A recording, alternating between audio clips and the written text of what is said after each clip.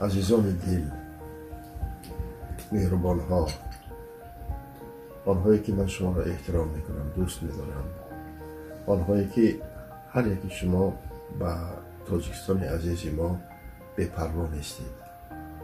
تاجیکستان از آن من است، تاجیکستان از آن تو است، تاجیکستان از آن شما است، تاجیکستان از آن ما است. تاجیکستان را باید دوست داشت با تمام جدیت و محبت تام.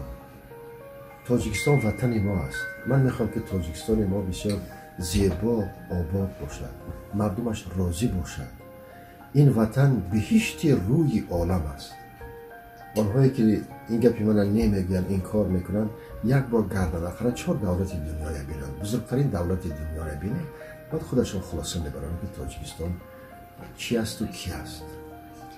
چی یعنی که طبیعت زیبا دارد. کی؟ از آن که در اینجا مردم بسیار هنرمند و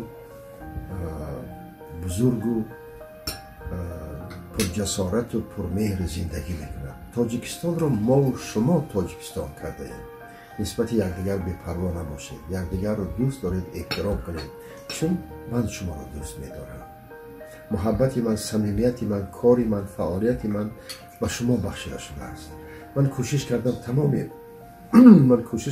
تمام عمر که به شما خدمت کنم، به شما یک روح و یک هوای تازه مصفا با هنرم، با دیدم، با ذوقم بیارم.